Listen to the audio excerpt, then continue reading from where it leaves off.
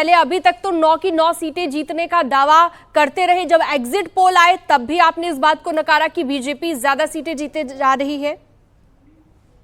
देखिए, हमें अभी मैं नेहा जी की बात का भी जवाब दे दूं। नेहा जी अभी कह रही थी कि हम लोग सबका साथ, सबका विकास, सबका प्रयास। हम लोग जानता है, देश और प्रदेश समझता है कि 80-20 की बात कौन करता है, मटन मछली और मंगलसूत्र छीनने की बात कौन करता है। ये प्रदेश और देश इनकी नीति और रीति को अच्छे से समझ गया है और प्रदेश जानता है कि 403 विधानसभा में एक भी अल्पसंख्यक समाज के व्यक्ति को आप टिकट नहीं देते। आपकी मुस्लिम समाज के प्रति किस प्रकार की नीति है, किस प्रकार की भाषा का प्रयोग आपके नेता करते हैं। और मैं आपसे कहना चाहता हूं, पूर्णतः आश्वस्त है माननीय अखिलेश यादव जी के नेतृत्व में हमारे सभी कार्यकर्ताओं ने बहुत मेहनत करी है। सभी चुनावों को हमने 9 की 9 सीटों पर बहुत गंभीरता से लड़ा है। कार्यकर्ताओं ने बहुत मेहनत करी है। जब अंतिम परिणाम आएगा तो हम लोग विश्वास है कि 9 की 9 सीटें समाजवादी पार्टी जीतने जा रही है।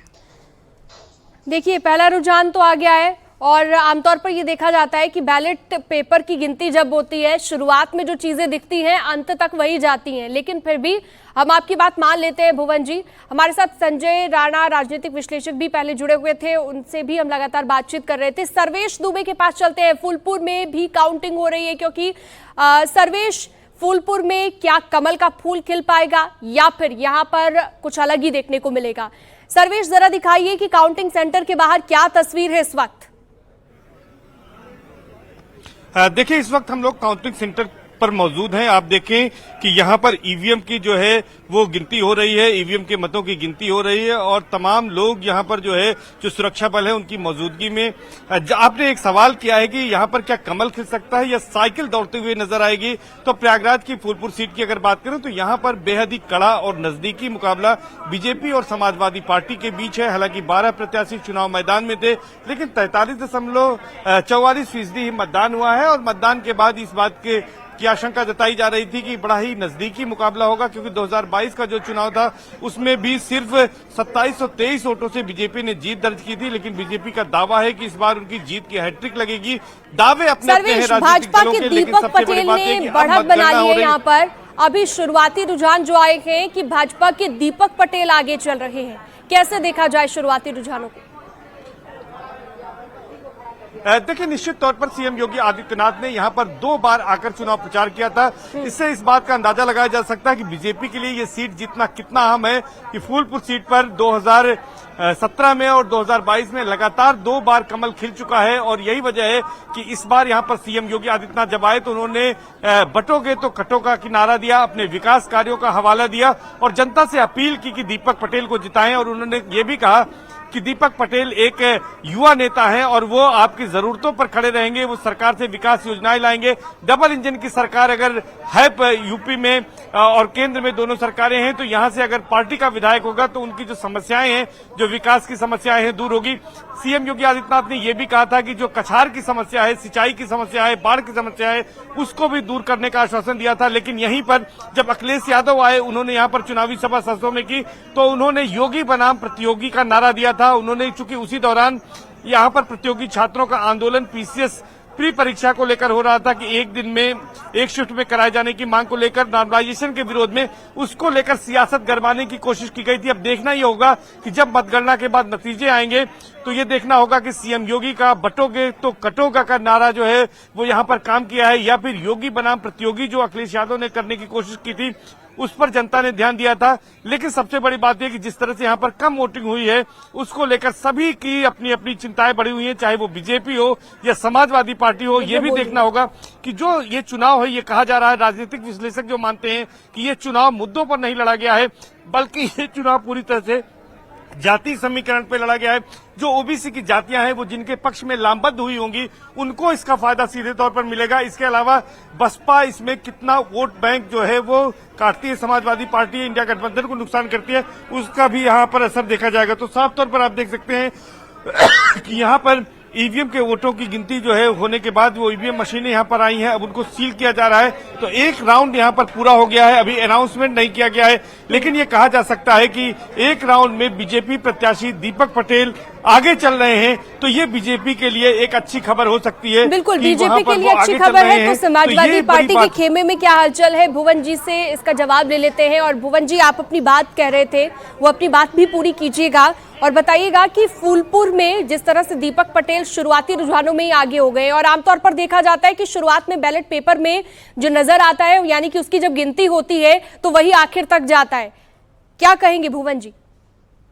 देखिए, मैं इतना कहना चाहता हूं, जब अंतिम परिणाम आएगा वो समाजवादी पार्टी के हक में आएगा, क्योंकि हमारे कार्यकर्ताओं ने बहुत मेहनत करी है। माननीय हमारे नेता माननीय अखिलेश यादव जी ने लगातार हर जगह रैली करने का काम करा है। लोग लगातार पीडीए की ताकत को बढ़ते हुए उत्तर प्रदेश ने देखा है, और 25 करोड़ लोगों का जो विश्वास समाजवादी पार्टी को 2024 के चुनाव में मिला है, हमें लगता है इसको कंटिन्यू करेंगी जनता, और हमें अपना आशीर्वाद देके विजय बनाने का काम करेगी, ऐसे मुझे पूरा विश्वास है। चलिए, समाजवादी पार्टी अभी पूरी तरह से आत्मविश्वास अपना दिखा रही है, लेकिन आते आते 1-2 घंटे जैसे ही बीतेंगे उसके बाद हम दोबारा से आपका बयान लेंगे, आप क्या कहेंगे। राजनीतिक विश्लेषक भी हमारे साथ सौरभ दुबे जी जुड़ गए हैं।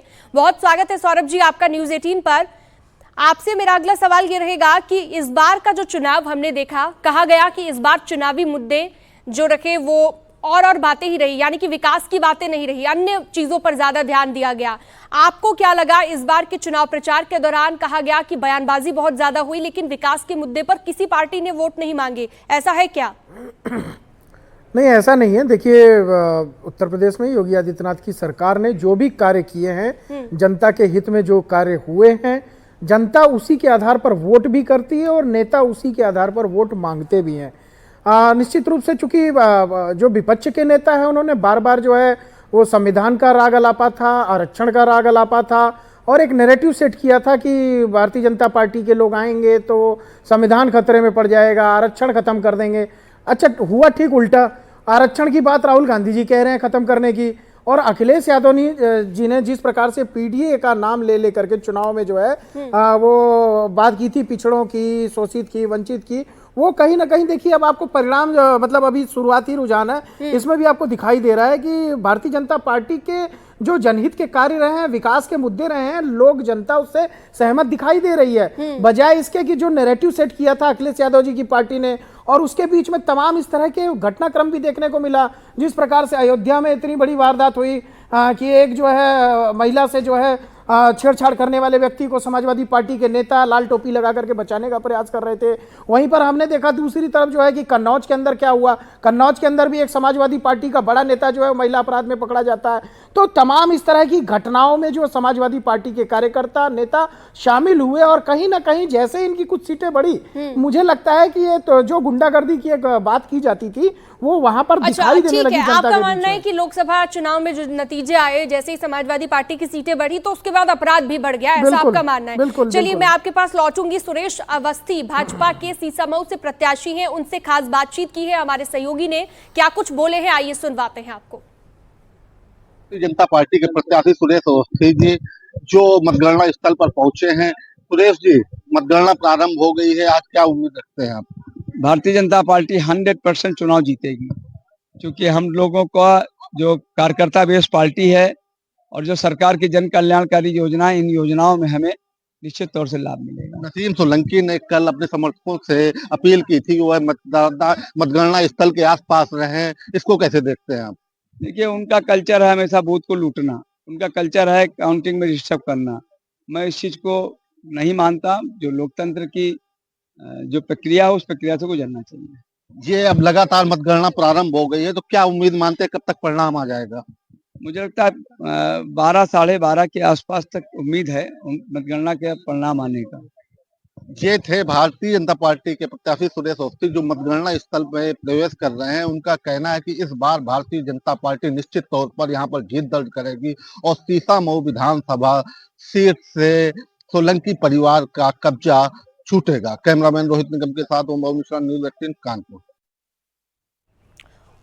और चलिए, मजवा से उपेंद्र हमारे साथ जुड़ गए हैं। उपेंद्र से लेटेस्ट अपडेट ले लेते हैं। उपेंद्र, मजवा में क्या स्थिति है? काउंटिंग सेंटर के बाहर आप मौजूद हैं, शुरुआती रुझान क्या कहते हैं? देखिए फिलहाल पोस्टल बैलेट की गिनती शुरू हुई है और जो शुरुआती रुझान है उसमें भाजपा को बढ़त मिलती दिख रही है। जो भाजपा प्रत्याशी हैं विधायक, पूर्व विधायक भी सुचित्रा मौर्य, वो फिलहाल आगे चल रही हैं। ये पोस्टल बैलेट की भी गिनती हुई, हालांकि अभी पोस्टल बैलेट भी जो गिनती है वो नहीं हो पाई है, क्योंकि 8 वोट जो ऐसे हैं जिनकी अभी गिनती नहीं हो पाई है, तो वो गिनती भी अभी पूरी होनी है। लेकिन जो शुरुआती रुझान है पोस्टल बैलेट की गिनती के बाद, शुरुआती जो रुझान है उसमें जो है सुचित्रा मौर्य आगे चल रही है। तो फिलहाल अब यहां पर जो लीड है, मझवा सीट पर जो लीड है वो बीजेपी ने ली है, पोस्टल बैलेट के जरिए ये पूरी लीड ली गई है। लेकिन अब इसके बाद जो है ईवीएम की गिनती होनी है, तो 14 टेबल जो है ईवीएम की गिनती हुई है और इसके अलावा जो टोटल जो वोट मिले हैं अब तक सुष्मिता मौर्य को वो 3035 वोट मिले हैं। 1457 वोटों से सुष्मिता मौर्य आगे चल रही हैं। ये इस वक्त की बड़ी अपडेट हम अपने दर्शकों को दे रहे हैं। दूसरी ओर उनके जो कड़ा मुकाबला है वो समाजवादी पार्टी की प्रत्याशी से है, ज्योति बिंद से। ज्योति बिंद को करीब 1578 वोट मिले हैं, यानी कि 1457 वोट, 1457 वोट पीछे चल रही हैं। तो 1457 वोट की लीड के साथ बीजेपी की सुष्मिता मौर्य फिलहाल आगे चल रही हैं। तो अभी मुकाबला चूंकि अभी 1000 पे पहुंचा है, तो अब जब तक जैसे जैसे राउंड खुलते जाएंगे, जैसे जैसे ईवीएम की गिनती होगी, तब ये मुकाबला और भी बेहद रोमांचक हो जाएगा, क्योंकि सियासी पारा हाई है और अब सबकी निगाहें मझवा सीट पर लगी है। क्योंकि ये सीट इसलिए भी अहम हो जाती है क्योंकि ये सीट यहीं के जो विधायक थे विनोद बिंद, उनके छोड़ने के बाद वो चूंकि इस सीट भदोही सीट से सांसदीय के चुनाव लड़े, जीत गए। इसके बाद ये सीट खाली हुई और अब इस सीट पर ये उपचुनाव हुआ। मौर्य अभी आगे चल रही है भारतीय जनता पार्टी की, जैसा कि हमारे सहयोगी ने अभी लेटेस्ट अपडेट दी उपेंद्र ने। सुष्मिता मौर्य फिलहाल आगे चल रही है।